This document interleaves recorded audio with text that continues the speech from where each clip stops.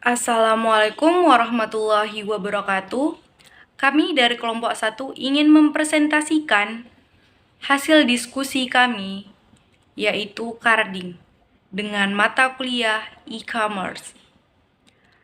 Kelompok 1 terdiri atas 5 orang. Yang pertama Muhammad Abdurrahman, yang kedua Muhammad Nafis Mumtaz, yang ketiga Muhammad Habil, yang keempat Reza Hadisa, dan yang kelima Febrina Rosi. Carding. Carding adalah praktik ilegal mencuri informasi kartu kredit atau debit seseorang dan menggunakannya untuk tujuan penipuan atau pembelian barang secara tidak sah. Jenis carding. Carding manual dilakukan secara manual dengan mencatat informasi kartu kredit atau debit yang diperoleh secara ilegal. Carding otomatis dilakukan dengan menggunakan perangkat lunak khusus yang memungkinkan pelaku carding untuk mengambil informasi kartu kredit atau debit secara massal. Phishing dilakukan dengan mengirimkan email atau pesan palsu yang menyerupai perusahaan atau lembaga keuangan resmi untuk memperoleh informasi kartu kredit atau debit korban. Skimming dilakukan dengan menggunakan perangkat untuk membaca informasi kartu kredit atau debit yang digunakan dalam transaksi di mesin ATM atau terminal pembayaran. Konsekuensi. Praktik carding memiliki konsekuensi serius yang dapat merugikan korban dan melanggar hukum seperti: pertama, kerugian finansial. Pelaku carding dapat mengambil uang atau melakukan pembelian menggunakan informasi kartu kredit atau debit korban secara tidak sah, sehingga merugikan korban secara finansial. Yang kedua, kehilangan data pribadi. Korban carding dapat kehilangan informasi pribadi, termasuk informasi identitas, alamat, nomor telepon, dan sebagainya. Yang ketiga, pelanggaran hukum. Praktik carding melanggar hukum dan dapat mengakibatkan tindakan hukum seperti penuntutan pidana dan kerugian ganti rugi yang harus dibayar oleh pelaku carding. Praktik untuk mencegah carding. Yang pertama itu adalah memiliki protokol keamanan yang kuat, termasuk enkripsi data pelanggan dan penerapan standar keamanan industri. Menggunakan teknologi autentikasi multifaktor authentication untuk memastikan bahwa transaksi dilakukan oleh pemilik akun yang sah. Seterusnya, menjaga sistem keamanan terbaru dan selalu mengupdate software keamanan. Seterusnya, memeriksa secara berkala kartu kredit dan debit yang digunakan untuk bertransaksi, termasuk verifikasi alamat, kode CVV, dan tanggal kadaluarsa. Seterusnya, menggunakan alat deteksi fraud untuk mengidentifikasi aktivitas transaksi mencurigakan. Seterusnya, melakukan verifikasi identitas pelanggan secara menyeluruh, termasuk verifikasi alamat dan nomor telepon. Dan yang terakhir, menjaga catatan dan melakukan monitoring transaksi secara aktif. Dan ada pula teknik pencegahan penipuan yang umum digunakan dalam e-commerce. Yang pertama itu identifikasi pelanggan dan kartu kredit sebelum memproses transaksi. Yang kedua itu ada menggunakan alat deteksi fraud untuk mengidentifikasi transaksi mencurigakan. Yang ketiga, ada memiliki protokol dan prosedur yang jelas untuk menangani transaksi yang dicurigakan sebagai penipuan. Dan yang terakhir itu ada mengajak pelanggan untuk melaporkan transaksi yang dicurigakan sebagai penipuan.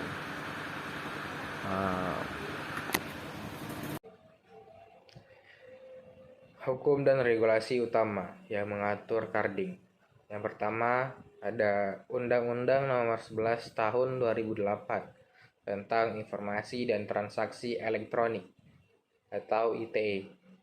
Pasal 30 ayat 1 tentang kejahatan komputer, yaitu setiap orang yang dengan sengaja dan tanpa hak mengakses sistem komputer secara ilegal dapat dijatuhi hukuman pidana. Undang-Undang Nomor 9 dan yang kedua ada Undang-Undang Nomor 19 Tahun 2016 tentang Informasi dan Transaksi Elektronik atau ITE, Pasal 72 tentang kejahatan komputer, dan Pasal 73 tentang penyalahgunaan data elektronik yang juga dapat menjadi dasar hukum dalam penanganan kasus carding.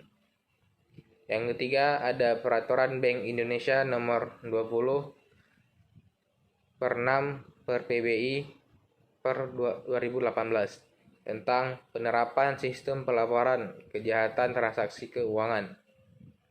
Yang keempat ada Peraturan Kepolisian Negara Republik Indonesia Nomor 1 Tahun 2018 tentang penanganan kejahatan cyber. Di Indonesia ada beberapa pasal yang dapat menjerat pelaku carding.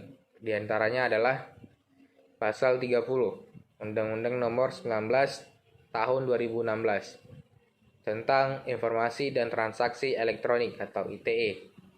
Pasal ini mengatur tentang tindak pidana terkait dengan informasi dan transaksi elektronik, termasuk praktek carding.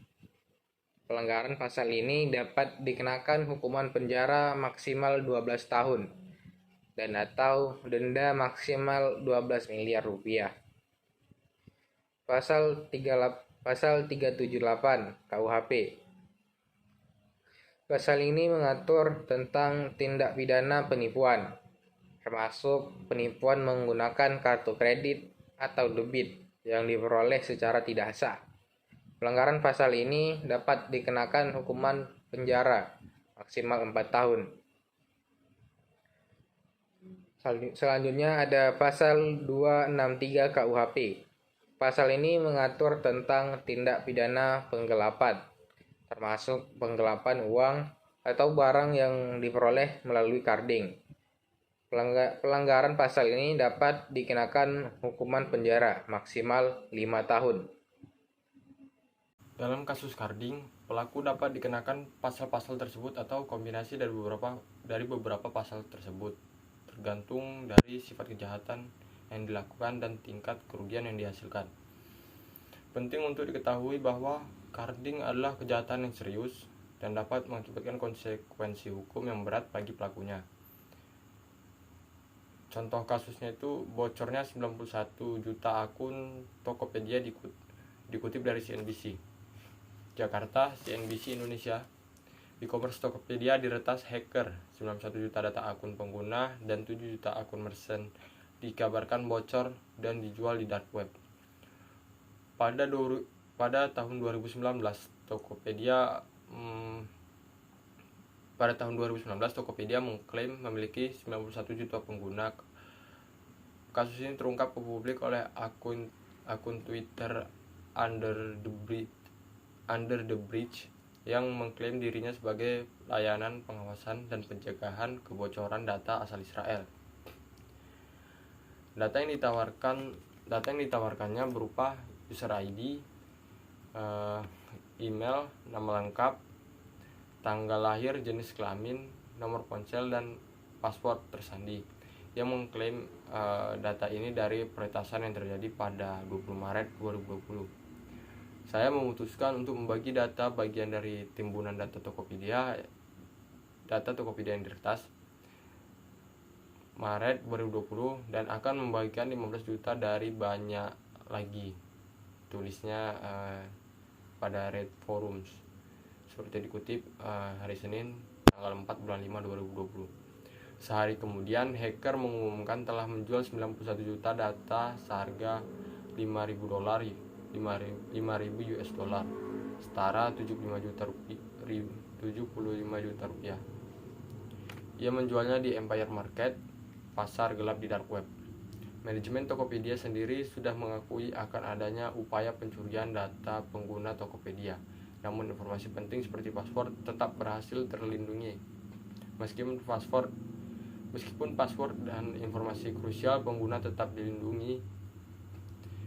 terlindungi di balik enkripsi, kami anjurkan pengguna Tokopedia untuk tetap mengganti password akunnya secara berkala demi keamanan dan kenyamanan. Ujar VP of Corporate Communication Tokopedia, Nuraini Razak. Dengan OTP yang hanya dapat diakses secara real time oleh pemilik akun, mereka pun selalu mengedukasi seluruh pengguna untuk tidak memberikan kode OTP kepada siapapun dan untuk alasan apapun. Tokopedia memastikan tidak ada kebocoran data pembayaran. Seluruh transaksi dengan semua metode pembayaran, termasuk informasi kartu debit, kartu kredit, dan OVO di Tokopedia tetap terjaga keamanannya. Ujar Nuraini Raja dalam keterangan pers hari Minggu tanggal 3 bulan 5 2020. Telah meminta pengelola platform digital Tokopedia melakukan investigasi internal. Hal itu ditujukan untuk memastikan dugaan data breach pada platform marketplace itu dan mengambil langkah-langkah yang diperlukan guna menjamin keamanan data pengguna. Kami sudah bersurat dan berkoordinasi dengan Tokopedia. Tim teknis Kominfo sudah melakukan koordinasi teknis untuk menindaklanjuti adanya isu pembobolan data pengguna. Ujar Joni di Jakarta, hari Minggu, tanggal 3 bulan 5 tahun 2020, seperti dikutip dari siaran pers Kemenkominfo. Joni menyatakan Kemenkominfo telah meminta Tokopedia melakukan 3 hal untuk menjamin keamanan data pengguna. Hal pertama yang harus dilakukan Tokopedia, segera melakukan pengamanan sistem untuk mencegah meluasnya data breach. Kedua, memberitahu pemilik akun yang kemudian akan memungkinkan data pribadinya terekspos. Dan ketiga, melakukan investigasi internal untuk memastikan dugaan data breach serta apabila telah terjadi, mencari tahu penyebab data breach tersebut. Paparnya. Tokopedia menyampaikan bahwa sistem pengamanan mereka menggunakan password yang disimpan dalam bentuk hash. Selain itu, Tokopedia juga menggunakan fitur OTP sebagai two-factor authentication sehingga user selalu diminta memasukkan kode yang baru secara real time setiap melakukan login, kata Joni. Kemenkominfo juga menghimbau masyarakat tetap menjaga keamanan akun masing-masing. Masyarakat sebaiknya rutin mengganti password dan tidak mudah percaya dengan pihak lain yang sudah meminta password maupun kode OTP. Jadi, kalau ada permintaan password atau OTP dari perseorangan, sudah dipastikan itu penipuan, ujar Joni. Saat ini, banyak penipuan menggunakan phishing. Sebelum kita mengklik tautan yang kita terima lewat email, pastikan keaslian alamat email pengirim. Cara membaca alamat email dari belakang ke depan. Lebih lanjut, Joni menyatakan Kemenkominfo akan memanggil direksi Tokopedia. Terkait permasalahan ini, saya meminta Dirjen Aptika untuk memanggil direksi Tokopedia agar memberikan penjelasan terkait hal ini. Pertemuan akan dilakukan Senin tanggal 14 Mei. Sekian penjelasan materi dari kelompok 1. Jika ada salah, kami mohon maaf. Saya ucapkan Assalamualaikum warahmatullahi wabarakatuh.